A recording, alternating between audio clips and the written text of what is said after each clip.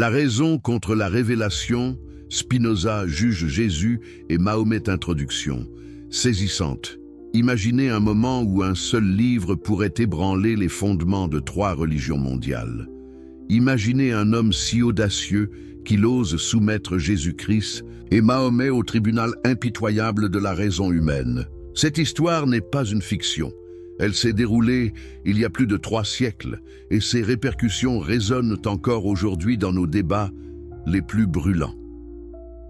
Si vous appréciez les histoires inspirantes qui changent le cours de l'humanité, n'oubliez pas de vous abonner à la chaîne pour ne manquer aucun moment de ces récits extraordinaires. D'ailleurs, dites-moi dans les commentaires de quel pays vous nous regardez et à quelle heure vous découvrez cette vidéo. J'adore savoir d'où viennent nos spectateurs passionnés d'histoire. Et si vous regardez sur mobile, un petit like maintenant nous aiderait énormément à toucher plus de personnes avec ces histoires fascinantes. Nous sommes en 1670 à Amsterdam. Un philosophe de 38 ans, déjà excommunié par sa propre communauté juive, s'apprête à commettre l'acte intellectuel le plus audacieux de son époque. Baruch Spinoza ne se contente pas de critiquer les religions, il les dissèque avec la précision d'un anatomiste, révélant ce qu'il considère comme leurs contradictions, leurs manipulations et leurs mensonges politiques. Mais qui était vraiment cet homme qui osa défier simultanément le judaïsme, le christianisme et l'islam? Pourquoi ces idées furent-elles si dangereuses que son livre fut immédiatement brûlé sur les places publiques? Et surtout, que révèle son analyse impitoyable de Jésus et Mahomet sur la nature même de la foi, du pouvoir et de la vérité? Le philosophe hérétique l'homme qui défia 3 religions, qui aurait pu imaginer qu'un jeune marchand juif d'Amsterdam deviendrait l'ennemi public numéro 1 de toutes les religions abrahamiques? Baruch Spinoza, né en 1632 dans une famille de commerçants séfarades ayant fui l'Inquisition espagnole, semblait destiné à une vie tranquille dans le commerce des épices et des tissus. Mais peut-on vraiment échapper à son destin intellectuel? Le 27 juillet 1656, un événement sans précédent secoue la communauté juive d'Amsterdam. Pour la première fois de son histoire, la synagogue portugaise prononce un hérem, une excommunication, d'une violence inouïe contre l'un des siens. Les mots résonnent encore aujourd'hui comme un tonnerre. Par le jugement des anges et la sentence des saints, nous excommunions, chassons, maudissons et exécrons Baruch Spinoza. Qu'il soit maudit le jour, qu'il soit maudit la nuit, qu'il soit maudit quand il se couche et quand il se lève. Mais qu'avait donc fait ce jeune homme de 24 ans pour mériter une telle fureur? Les archives restent mystérieusement silencieuses sur les détails précis. Mais nous savons qu'il questionnait déjà l'immortalité de l'âme, la nature divine de la Torah et l'élection spéciale du peuple juif. N'est-il pas fascinant qu'un jeune homme puisse terrifier à ce point une communauté entière par la seule force de ses questions? La Hollande du XVIIe siècle était pourtant le refuge de l'Europe pour les esprits libres. Après la révolte contre l'Espagne catholique, les Provinces-Unies étaient devenues un havre de tolérance relative, où juifs séfarades, huguenots français et penseurs de toute l'Europe venaient chercher la liberté. Comment expliquer alors que même dans ce contexte libéral, les idées de Spinoza fussent jugées si dangereuses? La réponse réside dans la radicalité absolue de sa démarche. Spinoza ne se contentait pas de réformer la religion, il la soumettait à l'examen critique de la raison naturelle. Pour lui, aucune autorité, qu'elle soit rabbinique, papale ou califale, ne pouvait échapper au tribunal de l'intelligence humaine. Cette position révolutionnaire en faisait automatiquement l'ennemi de tous les pouvoirs religieux établis. Après son excommunication, Spinoza ne sombra pas dans l'amertume. Au contraire, il y puisa la liberté intellectuelle totale dont il avait besoin pour développer sa philosophie. Prenant le prénom latin Bénédicte, il s'installa d'abord à Rijnsburg, puis à La Haye, vivant modestement de son travail de polisseur de lentilles, métier qui lui donnait une connaissance pratique de l'optique et renforçait sa passion pour la précision scientifique. C'est dans cette solitude choisie qu'il élabora son projet le plus audacieux, appliquer la méthode géométrique non seulement à la philosophie, mais à l'analyse même des textes sacrés.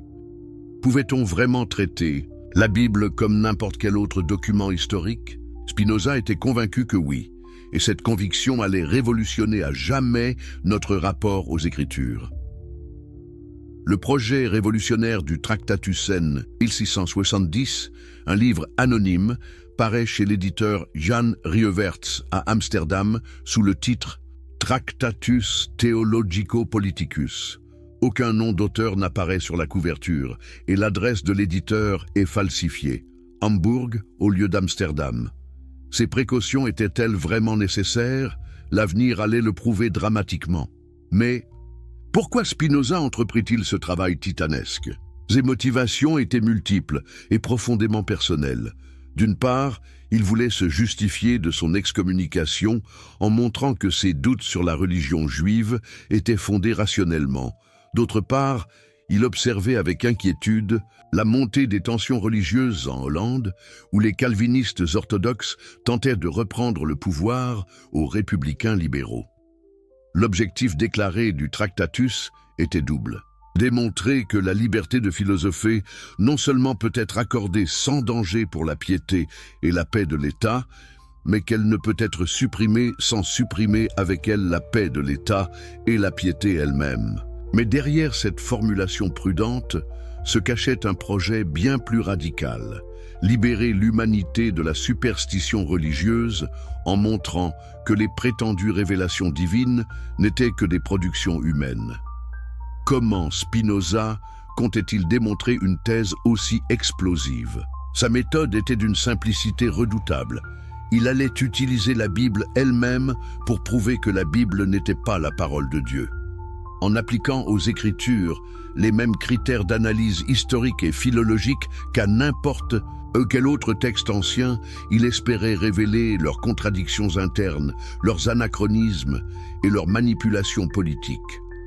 Cette approche était révolutionnaire à plusieurs égards. D'abord, elle niait le caractère sacré et intouchable des textes religieux. Ensuite, elle affirmait le droit et même le devoir de la raison humaine à examiner critiquement toutes les croyances, même les plus sacrées. Enfin, elle proposait une méthode scientifique d'analyse textuelle qui préfigurait l'exégèse historico-critique moderne. Mais Spinoza savait qu'il marchait sur un terrain miné. Les autorités religieuses de toute confession avaient un intérêt vital à maintenir le mystère et l'autorité de leurs textes sacrés.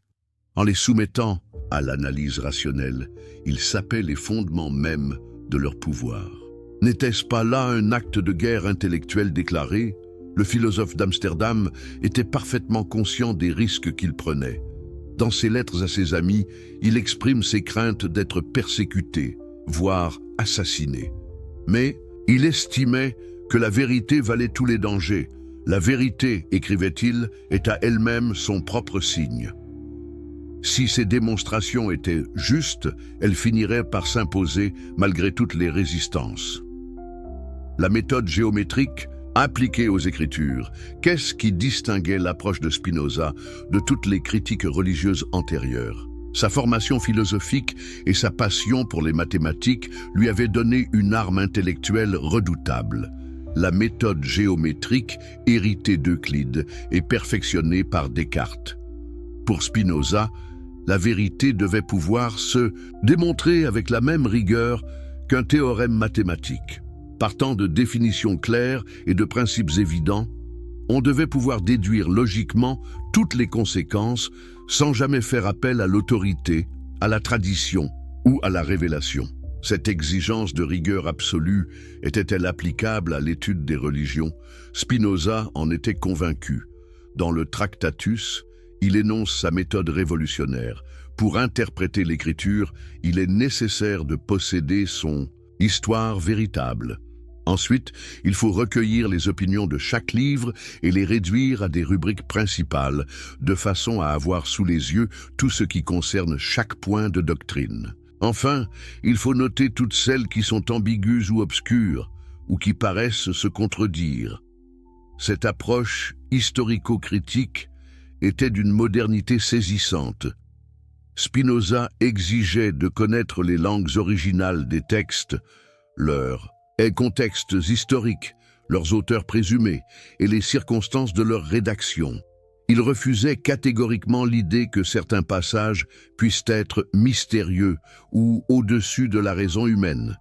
Pour lui, tout texte intelligible devait pouvoir être compris rationnellement, mais cette méthode menait inévitablement à des conclusions explosives. En appliquant ces critères rigoureux à la Bible hébraïque, Spinoza découvrait des contradictions flagrantes, des impossibilités historiques et des traces évidentes de rédaction multiples. Comment, par exemple, Moïse aurait-il pu écrire le récit de sa propre mort dans le Deutéronome? Comment les généalogies de Jésus dans Matthieu et Luc pouvaient-elles être si différentes si elles étaient inspirées par le même Esprit Saint? Ces observations n'étaient pas nouvelles. Des érudits juifs et chrétiens les avaient déjà formulées, mais Spinoza osait en tirer les conclusions logiques que ses prédécesseurs avaient évitées par prudence ou par foi. Si la Bible contenait des erreurs et des contradictions, elle ne pouvait pas être la parole littérale de Dieu. Et si elle n'était pas divine, alors toute l'autorité des églises et des synagogues s'effondrait. Cette logique implacable terrorisait les autorités religieuses, car Spinoza ne se contentait pas d'attaquer telle ou telle doctrine particulière, il s'attaquait au principe même de l'autorité révélée. En montrant que la raison humaine pouvait et devait juger les prétendues révélations divines, il inversait complètement la hiérarchie traditionnelle entre foi et raison. Le contexte politique explosif, pourquoi le Tractatus parut-il précisément en 1670? Cette date n'était pas le fruit du hasard, mais correspondait à un moment de crise politique majeure dans les Provinces-Unies. La guerre franco-hollandaise qui se préparait exacerbait les tensions entre les partisans du prince d'Orange, les orangistes, et les défenseurs de la République bourgeoise dirigée par Johann de Witt. Cette lutte politique avait une forte dimension religieuse. Les orangistes s'appuyaient sur l'Église réformée orthodoxe et les classes populaires, tandis que les républicains comptaient sur la bourgeoisie marchande et prônaient la tolérance religieuse. Spinoza était clairement du côté républicain, et son Tractatus peut se lire comme un manifeste politique autant que philosophique. Mais comment un traité sur l'interprétation de la Bible pouvait-il avoir des implications politiques? La réponse réside dans la thèse centrale de Spinoza sur les rapports entre religion et pouvoir. Pour lui, toutes les religions organisées étaient fondamentalement des instruments de domination politique déguisés en vérité spirituelle. Cette analyse s'appliquait particulièrement bien au calvinisme hollandais. Les prédicateurs orthodoxes prétendaient détenir l'interprétation authentique de la Bible et exigeaient que l'État applique leur conception morale et théologique.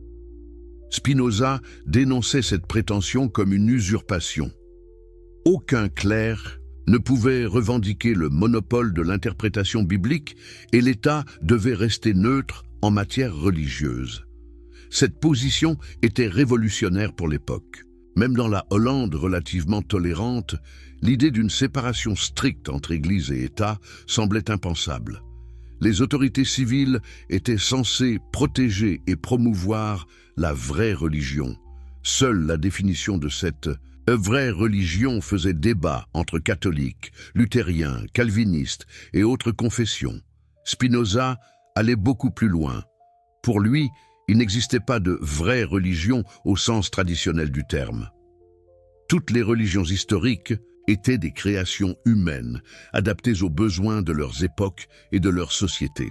Seule comptait la religion naturelle, accessible à tous par la raison. Religion qui se résumait à quelques principes éthiques universels comme la justice et la charité. Cette théorie de la religion naturelle était directement inspirée par les philosophes stoïciens et par certains penseurs de la Renaissance comme Herbert de Cherbury. Mais Spinoza lui donnait une radicalité nouvelle en l'appliquant systématiquement à l'analyse des grandes figures religieuses de l'histoire. Jésus-Christ au tribunal de la raison.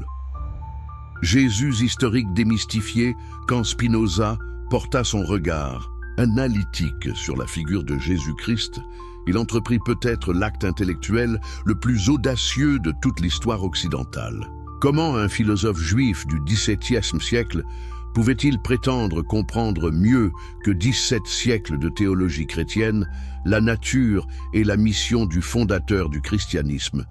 La méthode de Spinoza était d'une simplicité redoutable. Séparer rigoureusement ce que les évangiles rapportaient des faits historiques de Jésus et ce qu'ils ajoutaient d'interprétations théologiques postérieures. Cette distinction entre le Jésus de l'histoire et le Christ de la foi anticipait de 3 siècles les travaux de l'exégèse moderne, mais avec une audace que peu d'historiens contemporains oseraient égaler. Que découvrait Spinoza en appliquant sa méthode critique aux récits évangéliques?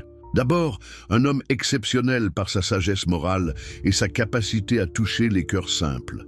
Jésus avait réussi là où tous les philosophes avaient échoué, rendre accessibles au peuple les vérités éthiques les plus élevées. Sa prédication de l'amour, du pardon et de la justice sociale représentait, selon Spinoza, le sommet de l'enseignement moral de l'humanité. Mais cette grandeur même posait une question troublante.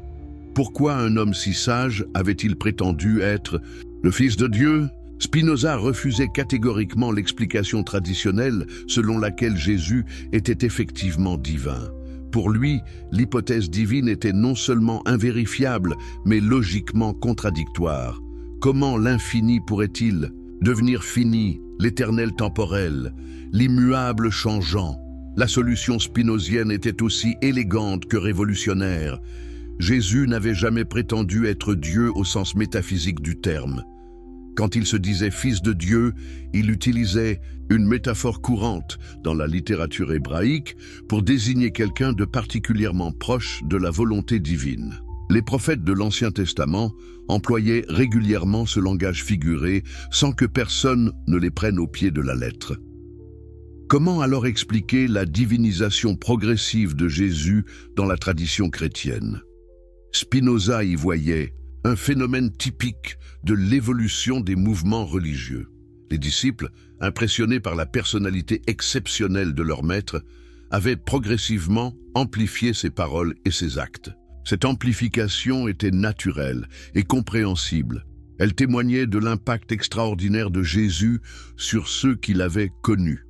Mais cette explication naturelle du processus de divinisation heurtait de front le dogme chrétien de l'incarnation. Si Jésus n'était qu'un homme, même exceptionnel, alors toute la théologie chrétienne s'effondrait. Les conciles, les pères de l'Église, les saints et les docteurs auraient construit un édifice grandiose sur une méprise initiale. Cette conclusion était-elle acceptable pour un esprit rationnel? Spinoza n'hésitait pas. Oui, 1000 fois oui.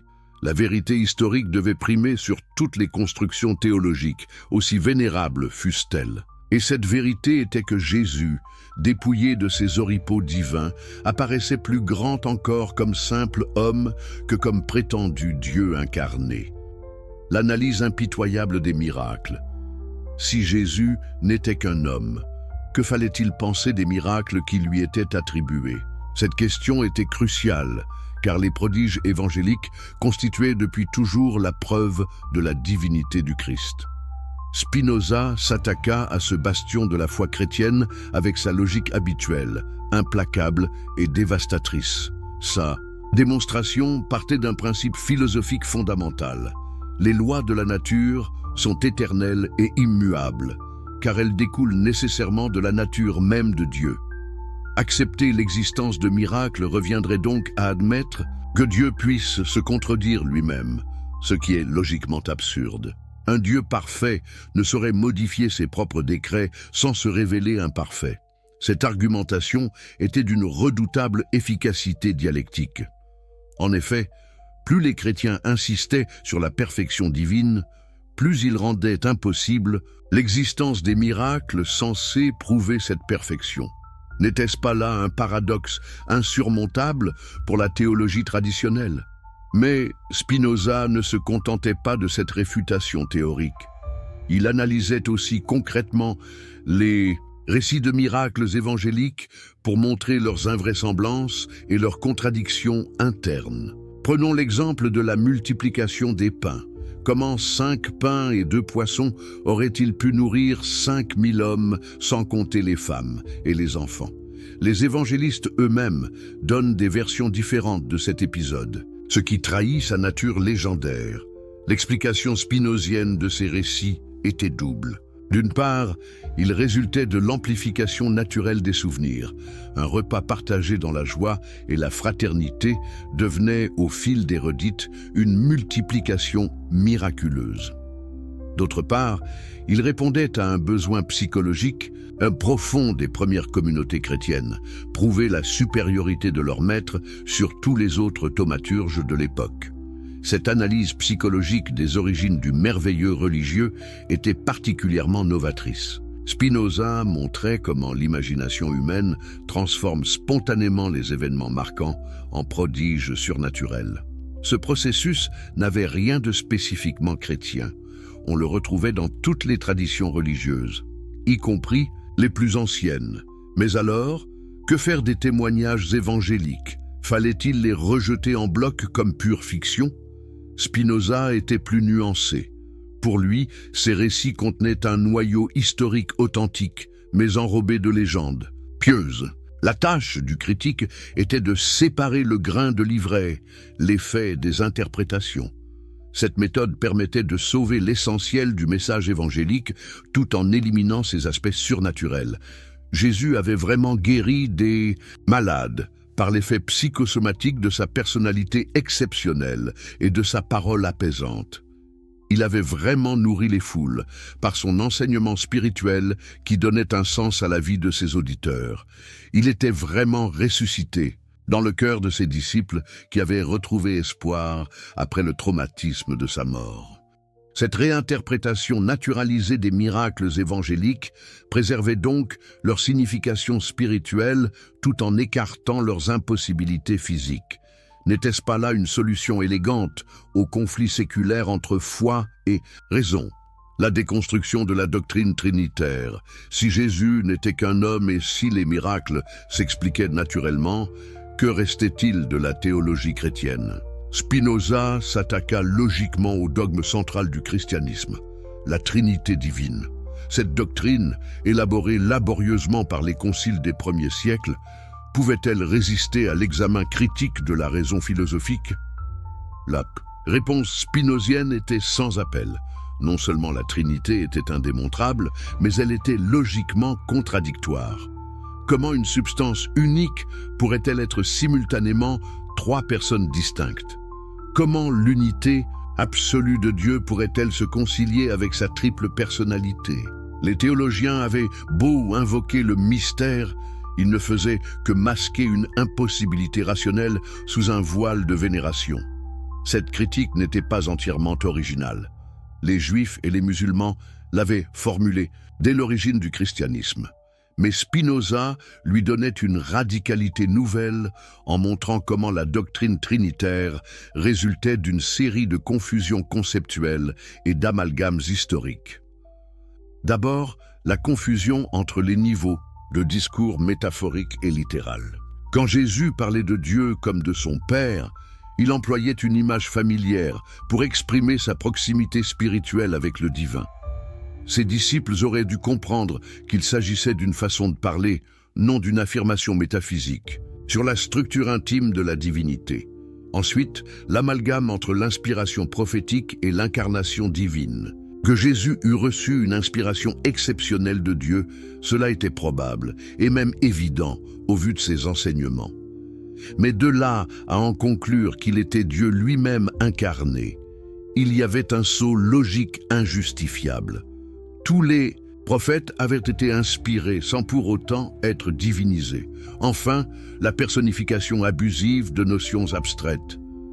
L'Esprit Saint des Évangiles désignait simplement la puissance divine à l'œuvre dans le monde et dans les cœurs. En faire une personne divine distincte du Père et du Fils relevait d'une mythologie primitive indigne d'une religion prétendument révélée. Ces analyses démontraient, selon Spinoza, que le christianisme dogmatique était le produit d'une dégénération progressive du message originel de Jésus. Le rabbi galiléen avait prêché un monothéisme pur dans la tradition judaïque. Ses disciples hellénisés avaient corrompu cet enseignement en y introduisant des éléments de mythologie païenne empruntés au culte à mystère. Cette thèse de la corruption hellénistique du christianisme primitif était appelée à un grand avenir dans l'historiographie moderne. Mais Spinoza ne se contentait pas de reconstituer l'évolution historique du dogme trinitaire. Il en tirait des conséquences théologiques révolutionnaires. Si la Trinité était une invention humaine, alors toute l'économie du salut chrétien s'effondrait.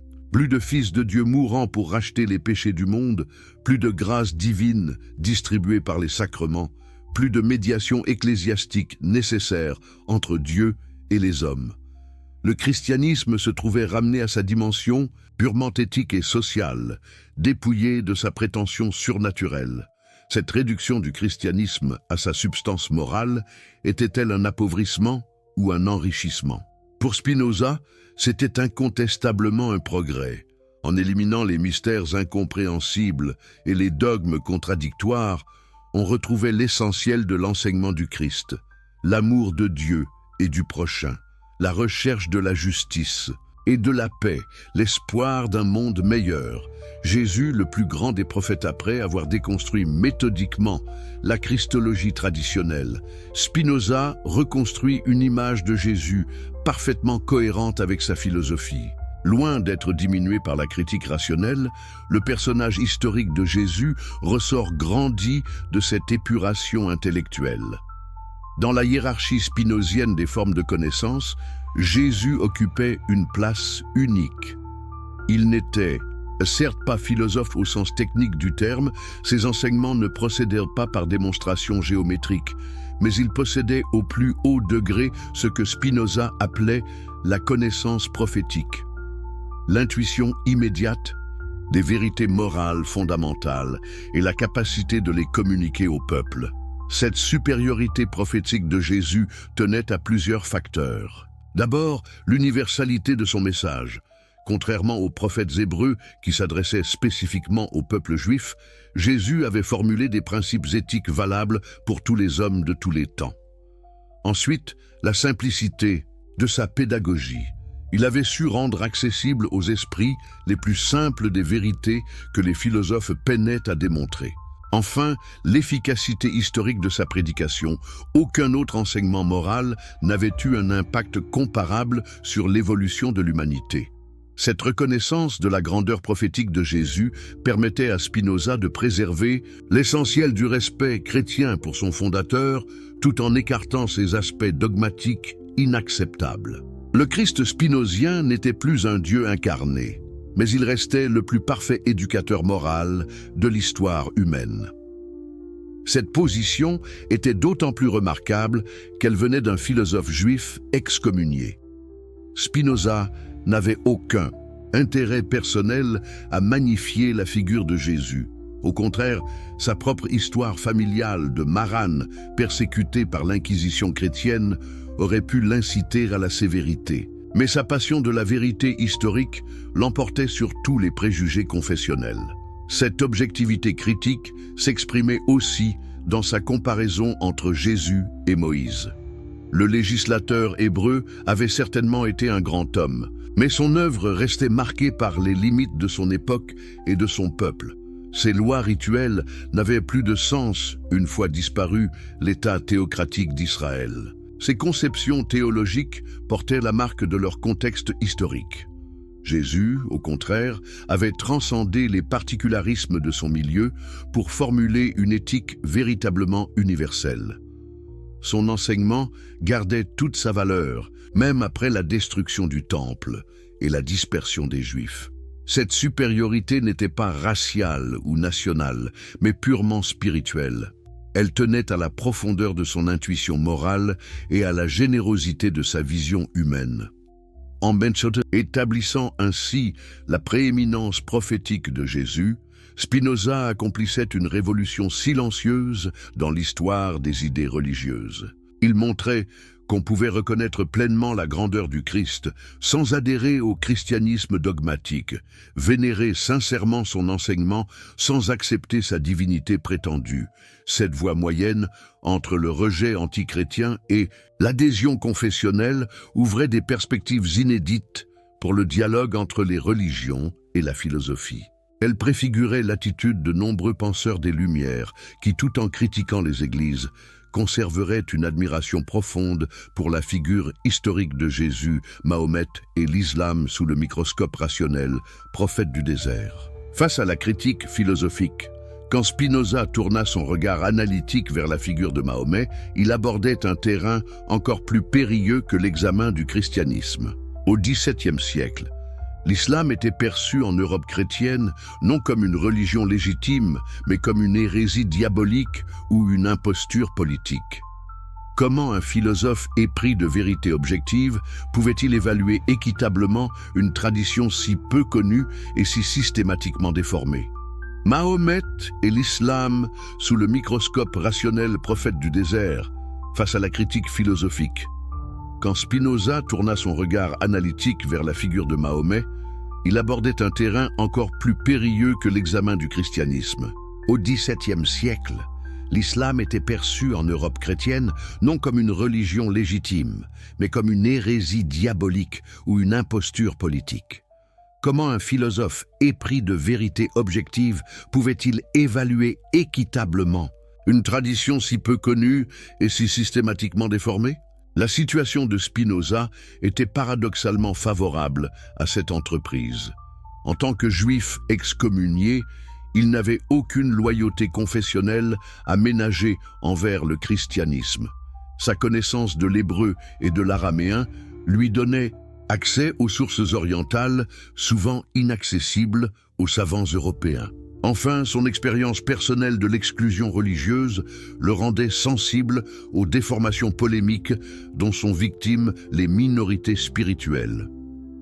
Que découvrait Spinoza en appliquant sa méthode critique à l'histoire de Mahomet? D'abord, un homme d'exception dont le génie politique et religieux était incontestable.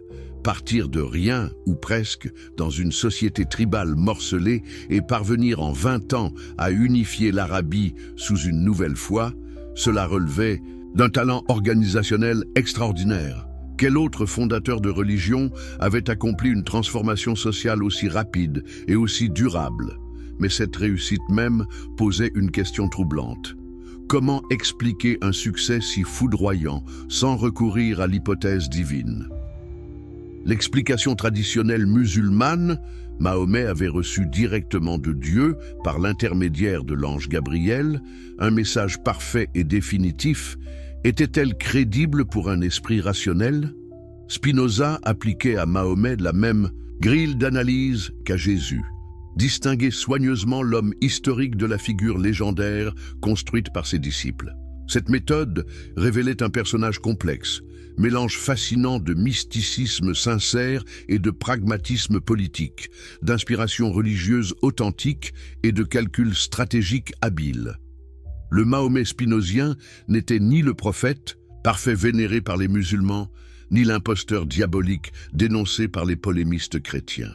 C'était un homme de son temps et de son milieu, doué d'une intelligence supérieure et d'un charisme exceptionnel, qui avait su synthétiser les aspirations spirituelles et politiques de son époque en un message cohérent et mobilisateur. Cette analyse historique révélait la dimension profondément arabe et tribale de l'islam primitif. Contrairement au christianisme, né dans l'Empire romain cosmopolite, l'islam était organiquement lié aux structures sociales bédouines. Mahomet n'avait pas seulement fondé une religion, il avait créé une nation et un État. Cette dimension politique était-elle compatible avec l'authenticité prophétique? Pour Spinoza, cette objection n'était pas dirimante. Tous les grands prophètes avaient été aussi des législateurs et des chefs politiques. Moïse avait gouverné les Hébreux dans le désert. Samuel avait organisé la monarchie israélite. Même Jésus avait eu des ambitions temporelles que ses disciples avaient préféré occulter après l'échec de sa mission terrestre. La spécificité de Mahomet était d'avoir assumé ouvertement cette double fonction prophétique et politique. Cette franchise était-elle un défaut ou une qualité ? Spinoza penchait plutôt pour la seconde interprétation. Au lieu de masquer ses intentions temporelles derrière un spiritualisme hypocrite, Mahomet avait reconnu explicitement que la religion devait organiser la société, que la spiritualité devait se traduire par des institutions concrètes. L'examen critique du Coran si Mahomet n'était qu'un homme. Que fallait-il penser du Coran censé être la parole littérale de Dieu ? Cette question était cruciale car l'islam, plus encore que le christianisme et le judaïsme, fondait son autorité sur l'infaillibilité absolue de son livre saint. Comment la critique spinozienne pouvait-elle s'attaquer à ce dogme central sans détruire l'ensemble de l'édifice islamique? La méthode de Spinoza était identique à celle qu'il avait appliquée à la Bible. Examiner le texte coranique comme n'importe quel document historique, relever ses contradictions internes, analyser ses sources et son évolution rédactionnelle. Cette approche était révolutionnaire car elle niait le statut particulier que les musulmans accordaient à leurs livres sacrés. Quelle découverte cette analyse critique révélait-elle? D'abord, l'influence massive des traditions juives et chrétiennes sur la formation du message coranique. De nombreux récits coraniques reprenaient des épisodes bibliques ou évangéliques, parfois avec des variantes significatives. Comment expliquer ces emprunts si le Coran était une révélation originale descendue du ciel? L'explication spinozienne était simple et dévastatrice. Mahomet avait puisé dans les traditions religieuses de son époque pour construire sa propre synthèse doctrinale. Cette démarche syncrétiste n'avait rien de déshonorant. Elle témoignait, au contraire, de sa culture religieuse étendue et de son intelligence synthétique. Mais elle ruinait définitivement la prétention à l'originalité divine du message islamique. Cette analyse comparative révélait aussi les adaptations que Mahomet avait fait subir aux enseignements judéo-chrétiens pour les accommoder un contexte arabe. Les prescriptions alimentaires, les règles matrimoniales, les pratiques rituelles portaient la marque évidente des mœurs bédouines. Comment un Dieu universel aurait-il pu édicter des lois si spécifiquement arabes? Mais Spinoza ne se contentait pas de relever les emprunts et les adaptations coraniques. Il analysait aussi la structure interne du texte pour y déceler les traces de son élaboration historique. Les contradictions entre sourates mécoises et médinoises, les abrogations de versets antérieurs par des révélations postérieures, les références à des événements contemporains de la prédication mahométane, tout cela trahissait l'origine humaine et circonstancielle du prétendu message divin. Cette critique philologique était d'autant plus redoutable qu'elle s'appuyait sur le texte coranique lui-même. Spinoza ne faisait pas appel à des sources extérieures suspectes. Il se contentait de confronter le Coran à ses propres affirmations. Cette méthode immanente était particulièrement efficace, car elle ne pouvait être accusée de préjugés anti-islamiques. L'analyse stylistique confirmait ses conclusions. Les variations de style entre les différentes parties du Coran, l'évolution du vocabulaire et des préoccupations, les répétitions et les incohérences narratives, tout cela témoignait d'une composition étalée dans le temps et soumise aux circonstances historiques. Comment un livre dicté directement par Dieu aurait-il pu présenter de telles irrégularités? Ces observations menaient Spinoza à une conclusion révolutionnaire.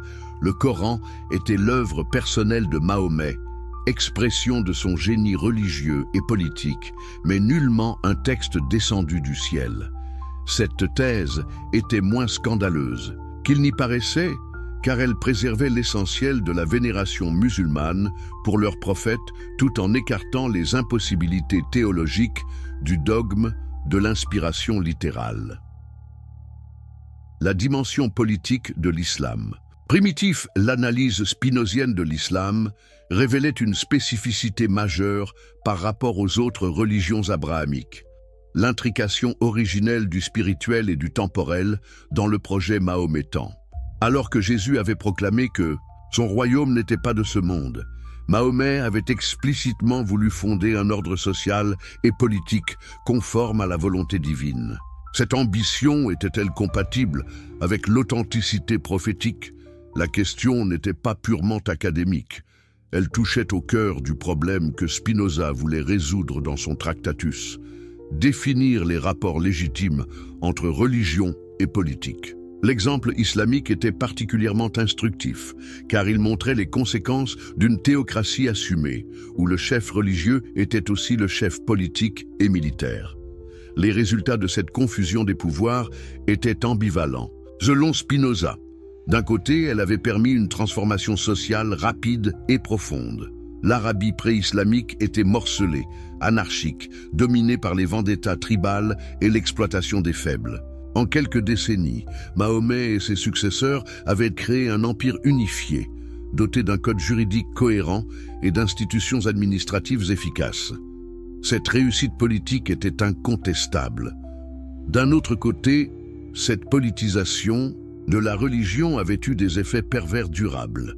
En sacralisant l'ordre politique qu'il avait établi, Mahomet avait rendu très difficile toute évolution ultérieure. Ses successeurs ne pouvaient pas modifier ses prescriptions sans risquer de paraître infidèles à la révélation divine. Cette rigidité expliquait, selon Spinoza, les difficultés de l'islam à s'adapter aux transformations historiques. Cette analyse était particulièrement perspicace, car elle anticipait les débats contemporains sur la capacité de l'islam à évoluer et à se moderniser. Spinoza montrait déjà que le problème ne tenait pas à la nature intrinsèque de la religion musulmane, mais à la sacralisation de formes politiques et sociales historiquement dépassées. La comparaison avec le judaïsme était éclairante. La Torah mosaïque contenait elle aussi un code civil et pénal détaillé, directement lié aux conditions de l'Israël antique. Mais la destruction du temple et la dispersion du peuple juif avaient rendu caduques ces prescriptions temporelles. Les rabbins avaient pu développer une interprétation purement spirituelle de la loi sans remettre en cause son origine divine. L'islam n'avait pas connu une rupture historique comparable. L'expansion foudroyante des premiers califes avait donné l'impression que l'ordre mahométan était définitivement validé par le succès.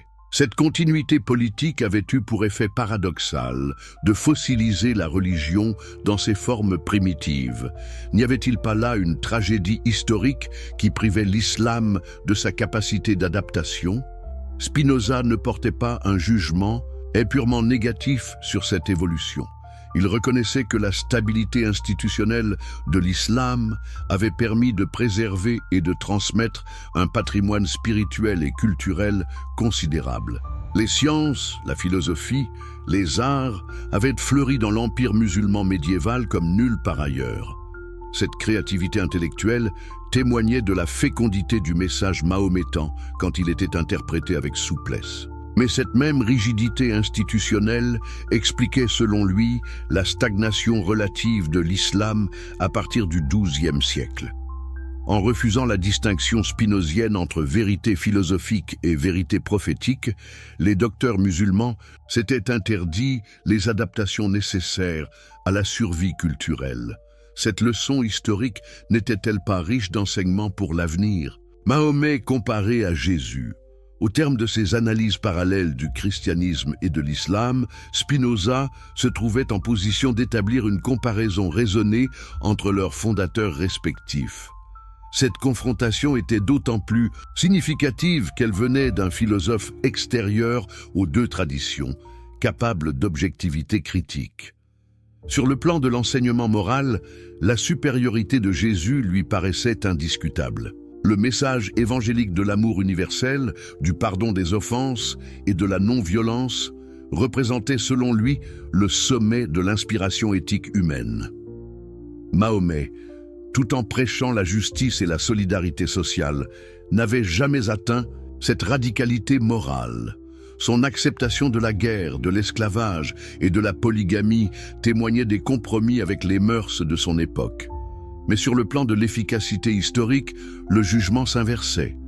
Jésus avait certes formulé un idéal sublime, mais son enseignement était resté largement inopérant dans l'histoire. Le christianisme officiel avait trahi ses principes fondamentaux en s'alliant au pouvoir temporel, en justifiant la guerre et l'oppression, en développant une théologie savante coupée du peuple. Mahomet, au contraire, avait réussi à transformer effectivement la société de son temps. Cette différence s'expliquait, selon Spinoza, par la personnalité contrastée des deux prophètes. Jésus était un mystique contemplatif, plus à l'aise dans la prédication morale que dans l'action politique.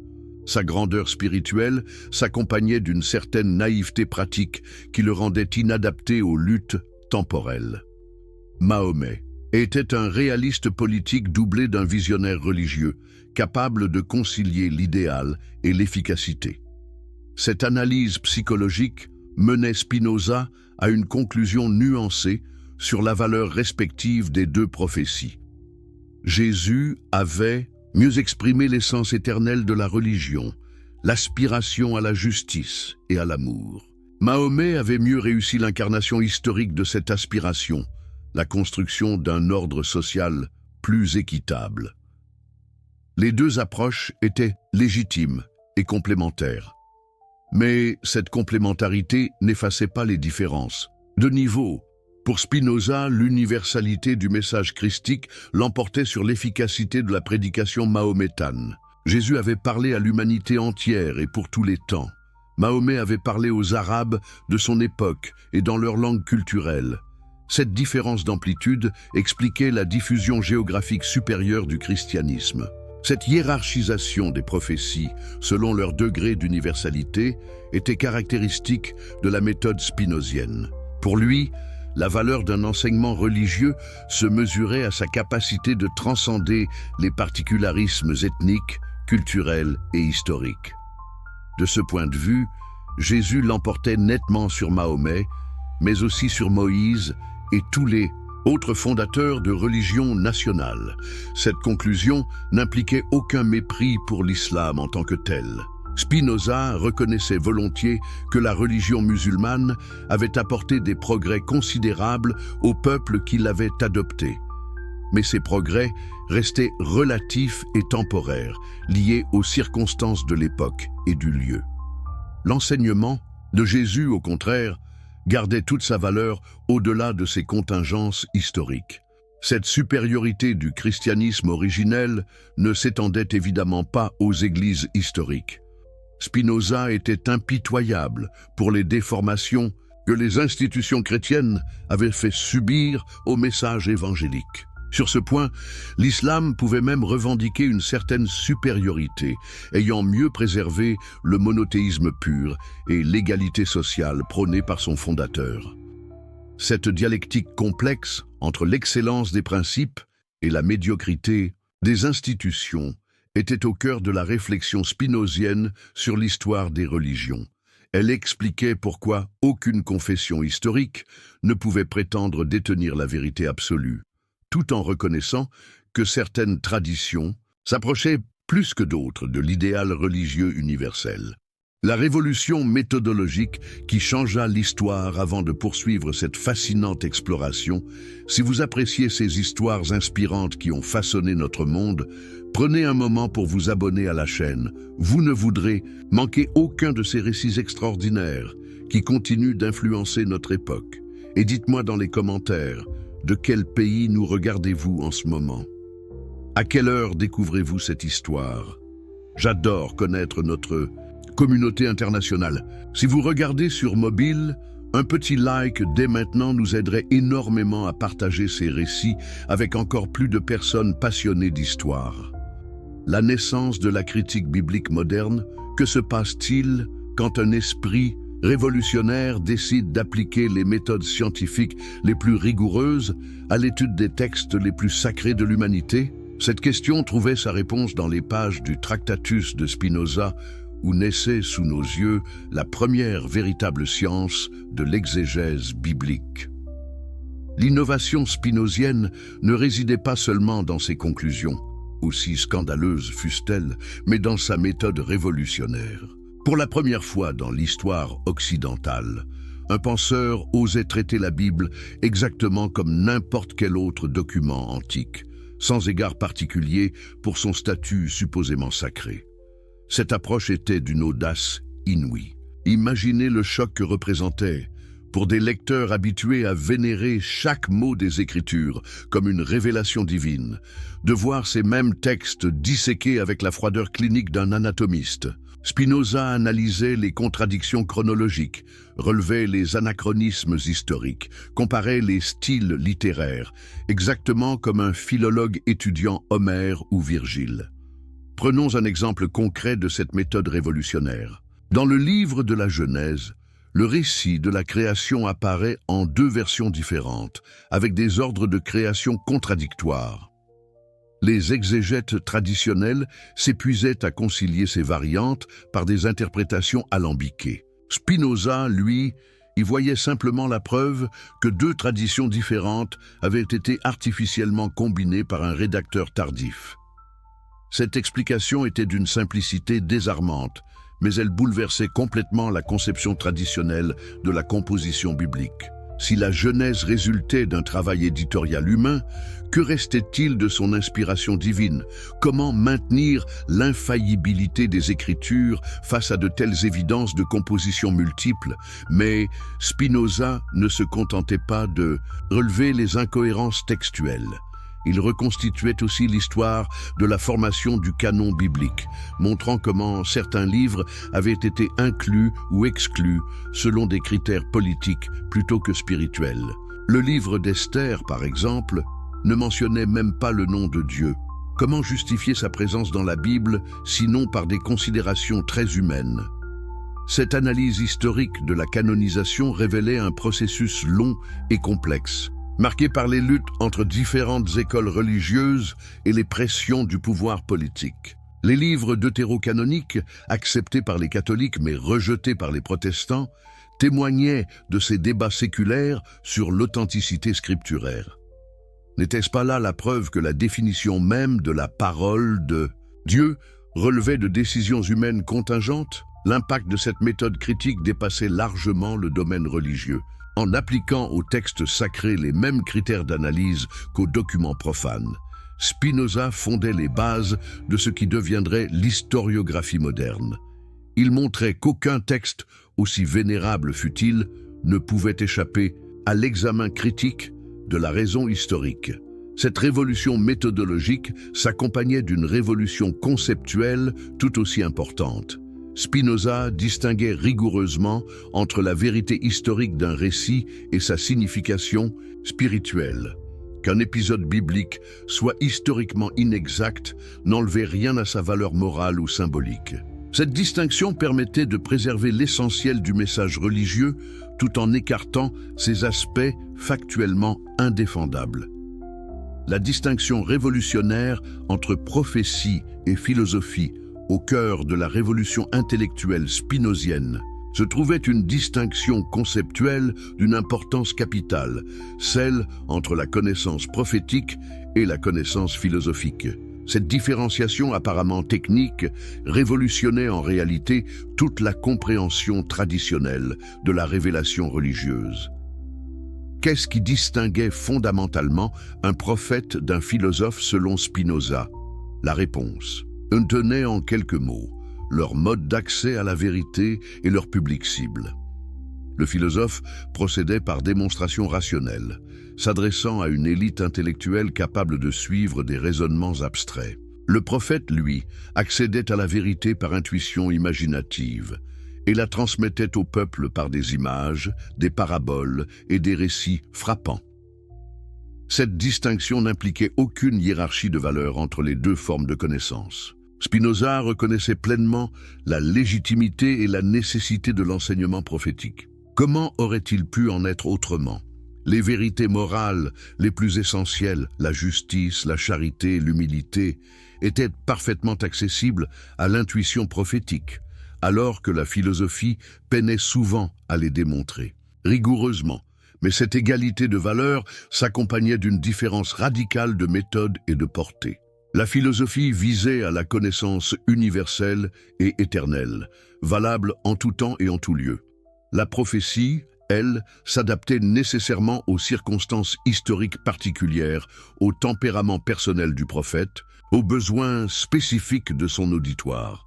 Cette analyse expliquait pourquoi les différents prophètes avaient pu enseigner des doctrines apparemment contradictoires tout en transmettant le même message spirituel fondamental. Moïse s'adressait à un peuple nomade sortant d'esclavage. Jésus à une société urbaine sophistiquée. Mahomet à des tribus bédouines. Chacun adaptait sa pédagogie à son contexte, utilisant les concepts et les images familiers à ses contemporains. Cette théorie de l'adaptation prophétique résolvait élégamment le scandale des divergences doctrinales entre les religions révélées. Ces divergences n'attestaient pas l'erreur de certaines traditions et la vérité d'autres, mais simplement la diversité des contextes historiques et culturels. Sous la variété des formes, c'était le même esprit religieux qui s'exprimait, la même aspiration humaine vers la justice et la transcendance. Mais cette explication naturelle de la diversité religieuse sapait dans ses fondements la prétention de chaque confession à détenir la vérité absolue. Si tous les prophètes authentiques transmettaient le même message essentiel sous des formes différentes, alors aucune Église ne pouvait légitimement revendiquer le monopole de la révélation divine. Cette conséquence théologique était révolutionnaire, mais elle s'accompagnait d'implications politiques encore plus explosives. En relativisant les dogmes particuliers de chaque religion, Spinoza minait l'autorité des clercs qui prétendaient en détenir l'interprétation authentique. Si la vérité religieuse était accessible à tous par la raison naturelle, à quoi servaient les médiateurs ecclésiastiques? La démocratisation de l'interprétation biblique, l'une des conséquences les plus révolutionnaires de la méthode spinozienne, était la démocratisation radicale de l'interprétation biblique.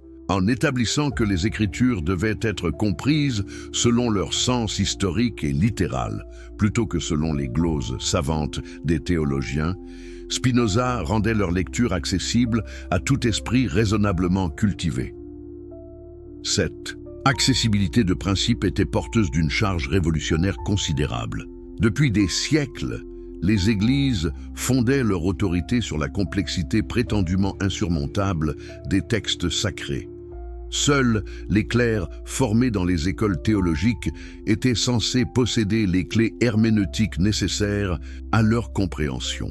Cette expertise exclusive justifiait leur position de médiateur obligé entre Dieu et les fidèles.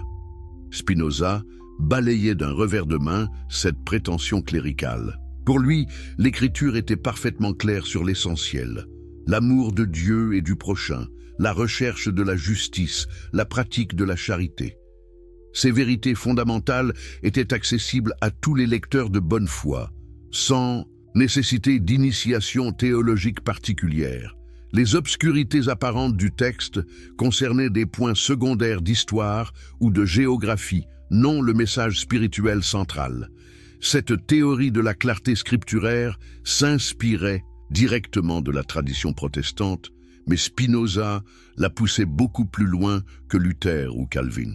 Les réformateurs admettaient le principe du libre examen, mais ils maintenaient l'autorité des confessions de foi et des institutions ecclésiastiques.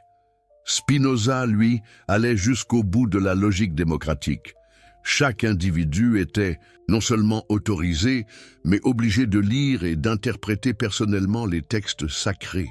Cette individualisation de la religion s'accordait parfaitement avec la philosophie politique libérale que défendait Spinoza. De même que chaque citoyen devait pouvoir participer aux décisions politiques sans être soumis à l'autorité arbitraire d'un monarque, chaque fidèle devait pouvoir accéder directement à la vérité religieuse sans dépendre de l'autorité d'un clergé. Mais cette démocratisation de l'herméneutique posait aussi des problèmes pratiques considérables. Si chacun devenait son propre interprète, Comment éviter la multiplication anarchique des sectes et des schismes? Comment préserver l'unité sociale face à la diversité inévitable des lectures individuelles? Spinoza n'était pas naïf face à ces difficultés. Sa solution résidait dans la distinction entre les vérités religieuses essentielles, peu nombreuses et évidentes pour tous, et les opinions théologiques secondaires sur lesquelles la diversité était légitime et même souhaitable. Cette pluralité contrôlée permettait l'enrichissement mutuel des perspectives tout en préservant le consensus social sur l'essentiel. Cette vision d'un christianisme démocratique et pluraliste anticipait remarquablement les évolutions religieuses des siècles suivants. L'éclatement des églises établies, la multiplication des dénominations, l'émergence d'une spiritualité individualisée, tous ces phénomènes caractéristiques de la modernité religieuse étaient déjà présents en germe dans la pensée spinozienne. La religion naturelle contre les religions révélées. Au terme de sa déconstruction critique des religions historiques, Spinoza proposait une alternative révolutionnaire. La religion naturelle, accessible à tous par la seule raison humaine, sans nécessité de révélation particulière ni de médiation institutionnelle. Cette religion universelle se réduisait selon lui à quelques principes évidents pour tout esprit bien fait. L'existence d'un Dieu unique, créateur et gouverneur de l'univers, la nécessité de lui rendre un culte par la pratique de la justice et de la charité, l'espoir d'une rétribution finale des bonnes et mauvaises actions. Ces vérités simples et rationnelles constituaient le noyau commun de toutes les religions authentiques, par-delà leurs divergences doctrinales superficielles. Cette conception minimaliste de la religion heurtait de front les prétentions maximalistes de toutes les confessions historiques. Chaque Église revendiquait la possession de vérités révélées inaccessibles à la raison naturelle, mystères trinitaires, sacrements efficaces, révélations prophétiques particulières. Spinoza rejetait en bloc toutes ces prétentions comme autant de superstitions destinées à maintenir l'ignorance populaire et l'autorité cléricale. Cette critique ne visait pas à détruire purement et simplement les religions existantes, mais à les ramener à leur fonction légitime, l'éducation morale des masses. Les cérémonies, les récits, les symboles religieux gardaient leur utilité pédagogique pour enseigner au peuple les vérités éthiques fondamentales. Mais ils devaient être compris comme des moyens, non comme des fins en soi. Cette instrumentalisation de la religion traditionnelle était d'un pragmatisme redoutable. Spinoza reconnaissait que l'humanité n'était pas prête à abandonner massivement les formes religieuses établies pour embrasser la philosophie pure. Il fallait donc conserver les institutions existantes tout en les réformant de l'intérieur, en épurant leurs enseignements de leurs éléments superstitieux et en les orientant vers leur vocation éthique authentique. Cette stratégie de réforme graduelle explique l'ambiguïté apparente de certains passages du Tractatus, où Spinoza semble ménager les susceptibilités religieuses tout en sapant leurs fondements théoriques. Cette prudence n'était pas de la lâcheté intellectuelle, mais de l'intelligence tactique, révolutionner les esprits sans provoquer de révolution sociale destructrice. L'idéal spinozien d'une humanité émancipée de toute tutelle religieuse restait cependant l'horizon ultime de sa réflexion.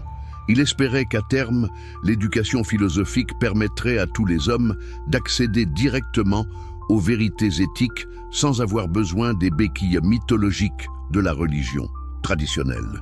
Cette émancipation intellectuelle était à ses yeux la condition nécessaire de l'émancipation politique et sociale.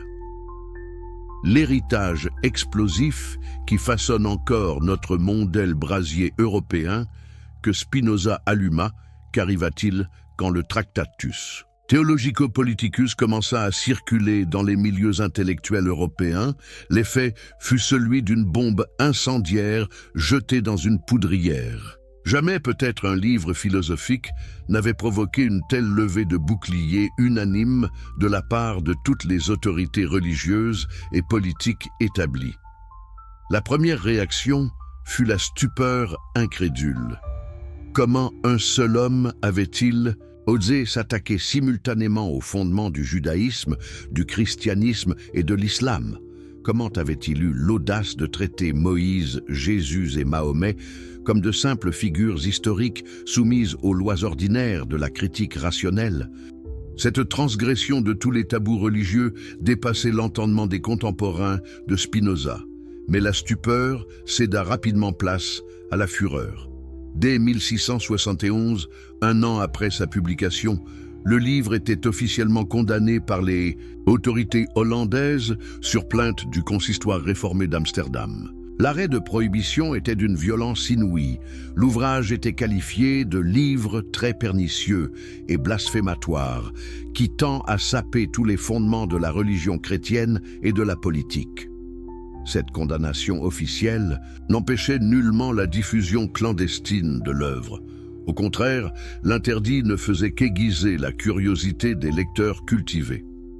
Des copies circulaient sous le manteau dans toutes les cours européennes, traduites en latin, en français, en anglais, en allemand. Les libraires de Londres, de Paris, de Berlin s'arrachaient les éditions pirates, malgré les risques juridiques considérables. Pourquoi un tel engouement pour un livre si universellement condamné? La réponse tenait à l'époque elle-même. L'Europe du XVIIe siècle sortait à peine des guerres de religion qui l'avaient ensanglantée pendant plus d'un siècle. Les esprits éclairés aspiraient à une solution rationnelle au problème de la diversité confessionnelle.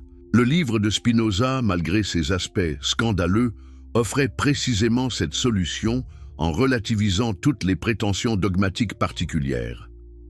Cette réception contrastée révélait la fracture intellectuelle profonde qui traversait l'Europe de l'époque. D'un côté, les autorités traditionnelles, clercs, magistrats, professeurs d'université, voyaient dans le Tractatus une menace mortelle pour l'ordre établi. De l'autre, une nouvelle génération d'intellectuels y puisait les armes conceptuelles, nécessaires à la critique de cet ordre. Les attaques contre Spinoza prirent rapidement une tournure personnelle d'une violence extrême. Les pamphlets le décrivaient comme l'athée le plus abominable qui ait jamais souillé la terre, un monstre d'impiété, un être plus dangereux que le diable lui-même. Cette diabolisation systématique témoignait paradoxalement de l'impact inconsidérable de ses idées. On ne combat avec une telle violence que ce qu'on redoute vraiment, mais cette campagne de dénigrement ne réussit pas à étouffer l'influence spinozienne. Au contraire, elle contribua à faire connaître ses thèses dans des milieux qui n'auraient jamais eu accès au livre original. Les réfutations théologiques, en exposant longuement les arguments qu'elle prétendait combattre, diffusaient involontairement les idées qu'elle voulait détruire. Les graines d'une révolution intellectuelle. Comment les idées révolutionnaires de Spinoza se propagèrent-elles dans l'Europe des Lumières? Ce processus de transmission et de transformation intellectuelle constitue l'un des phénomènes les plus fascinants de l'histoire des idées occidentales. La première génération de disciples spinoziens était composée d'esprits forts hollandais et allemands qui correspondaient secrètement avec le maître de la Haye. Ces hommes, médecins, juristes, négociants, formaient une sorte de société secrète dédiée à la propagation de la philosophie nouvelle. Leurs lettres, miraculeusement conservées, nous révèlent l'extraordinaire fermentation intellectuelle qui agitait ces cercles clandestins. Mais c'est en France que l'influence spinozienne connut son développement le plus spectaculaire. Pierre Bayle, l'auteur du célèbre dictionnaire historique et critique, fut l'un des premiers à comprendre la portée révolutionnaire de l'entreprise critique spinozienne. Tout en prenant ses distances avec certaines conclusions du philosophe hollandais, il adoptait sa méthode d'examen rationnel des traditions religieuses. Cette méthode critique connut un succès foudroyant dans les salons parisiens du début du XVIIIe siècle. Une génération d'intellectuels, Fontenelle, Montesquieu, Voltaire, y puisaient les armes conceptuelles nécessaires à leur combat contre l'infâme. Sans toujours citer explicitement Spinoza, il reprenait ses analyses de la superstition religieuse et de l'imposture cléricale. Voltaire, en particulier, développa magistralement les intuitions spinoziennes sur l'origine naturelle des religions. Son essai sur les mœurs appliquait à grande échelle la méthode comparative que Spinoza avait inaugurée avec Jésus et Mahomet. Toutes les religions du monde y étaient passées au crible de la critique rationnelle, révélant leurs points, un commun structurel et leurs variantes culturelles superficielles. Mais l'influence spinozienne ne se limitait pas à la critique religieuse. Sa conception de la politique comme science rationnelle inspirait aussi les théoriciens du despotisme éclairé. Si la religion pouvait être soumise à l'examen critique, pourquoi pas les institutions politiques? Cette extension du domaine de la raison critique préparait intellectuellement les révolutions démocratiques du siècle suivant. L'encyclopédie de Diderot et d'Alembert constituait en quelque sorte l'aboutissement de ce processus de sécularisation de la connaissance initié par Spinoza. En traitant sur un pied d'égalité les articles consacrés à la théologie et ceux dédiés aux sciences naturelles, les encyclopédistes achevaient de désacraliser le savoir religieux traditionnel.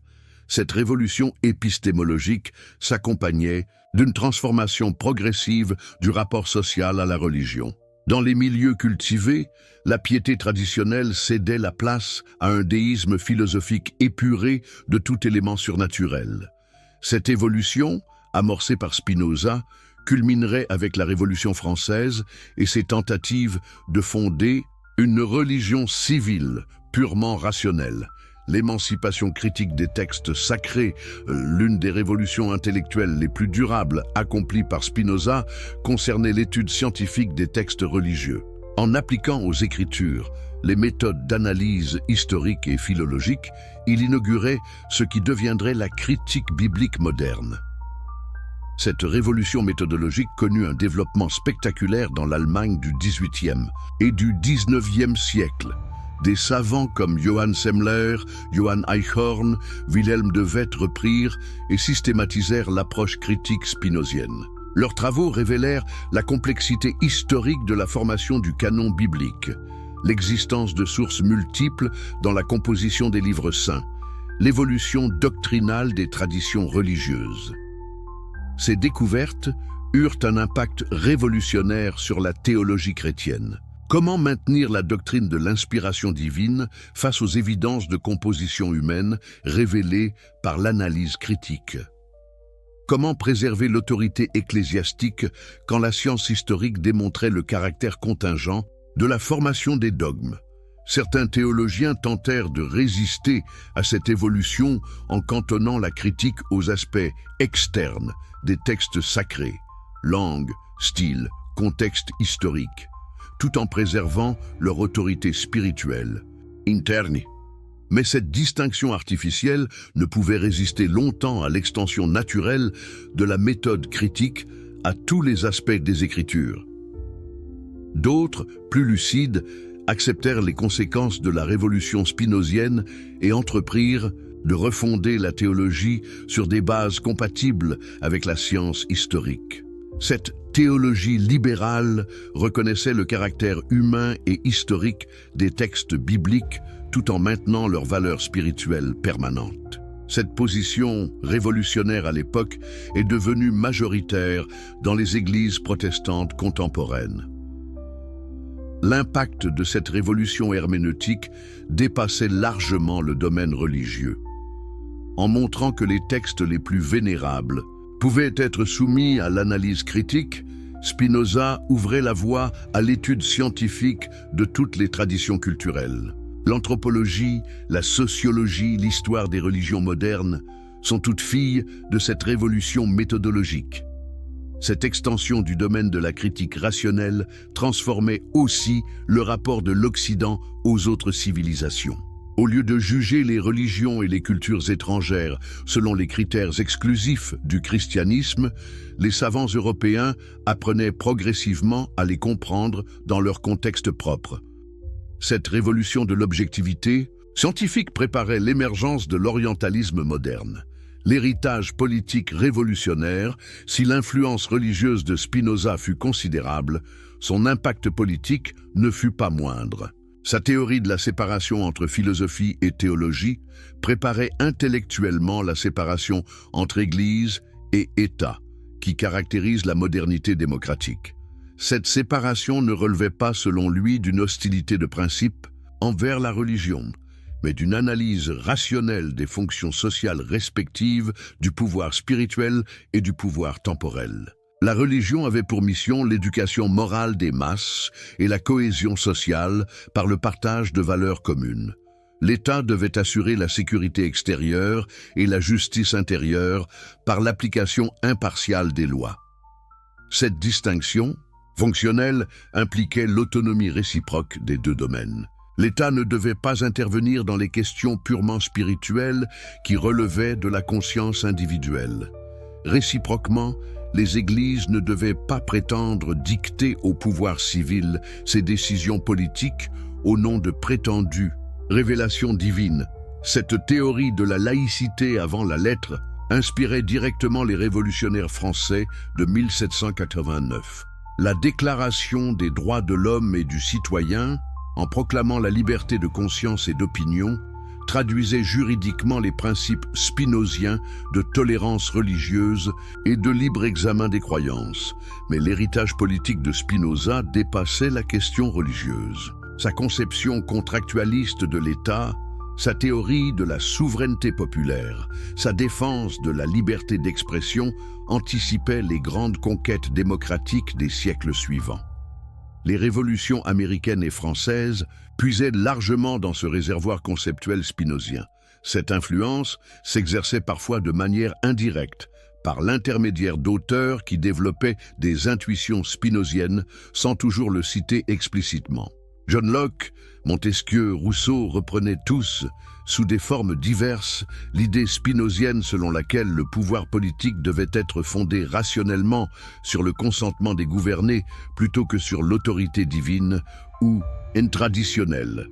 Le combat contemporain entre raison et révélation, 3 siècles et demi après la publication du Tractatus, le combat intellectuel engagé par Spinoza continue-t-il ? Cette question n'est pas purement académique. Elle touche au cœur des débats contemporains sur la place de la religion dans l'espace public et le rôle de la science dans l'explication du monde. D'un côté, les avancées scientifiques modernes semblent donner raison aux intuitions spinoziennes. L'astrophysique contemporaine révèle un univers régi par des lois mathématiques rigoureuses, sans place apparente pour les miracles et les interventions divines ponctuelles. L'évolution biologique explique l'apparition de l'homme sans recourir à une création spéciale. La psychologie cognitive rend compte de l'expérience religieuse par des mécanismes neurobiologiques naturels.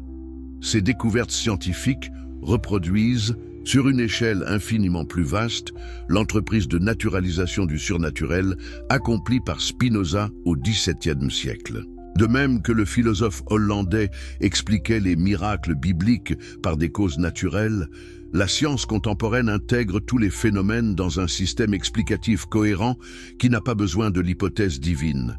Mais d'un autre côté, le retour contemporain des fondamentalismes religieux semble donner un démenti cinglant aux espoirs spinoziens d'émancipation rationnelle de l'humanité. Loin de disparaître sous les coups de la critique scientifique, les religions révélées connaissent un regain de vitalité dans de nombreuses régions du monde. Ce néo-fondamentalisme présente des caractéristiques que Spinoza n'avait pas imprévues. Au lieu de se cantonner dans la sphère privée de la conscience individuelle, il revendique ouvertement une influence sur la vie politique et sociale. Au lieu d'accepter la séparation spinozienne entre vérité religieuse et vérité scientifique, il prétend imposer ses conceptions théologiques dans des domaines comme l'éducation, la bioéthique, la géopolitique. Cette résurgence de l'intolérance religieuse pose de manière aiguë la question de l'actualité du message spinozien. Les arguments développés au XVIIe siècle contre la prétention des religions révélées à régenter la société gardent-ils leur pertinence face aux défis contemporains ? La réponse semble positive si l'on considère que les mécanismes psychologiques et sociologiques analysés par Spinoza n'ont pas fondamentalement changé. La tendance humaine à sacraliser ses croyances particulières, à confondre convictions personnelles et vérité universelle, à utiliser la religion comme instrument de pouvoir politique, reste d'une brûlante actualité.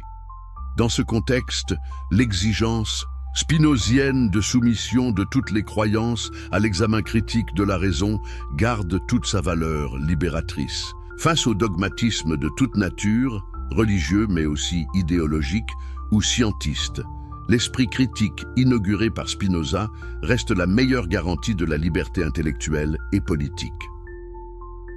Conclusion finale. L'héritage éternel. D'un révolutionnaire alors que s'achève notre voyage dans l'univers intellectuel révolutionnaire de Baruch Spinoza, une question s'impose avec une urgence particulière. Qu'est-ce que ce philosophe du XVIIe siècle a vraiment changé dans notre façon de comprendre la religion, la politique et la vérité elle-même? La réponse dépasse largement le domaine académique de l'histoire des idées. En osant soumettre Jésus-Christ et Mahomet au tribunal implacable de la raison humaine, Spinoza n'accomplissait pas seulement un exercice intellectuel audacieux,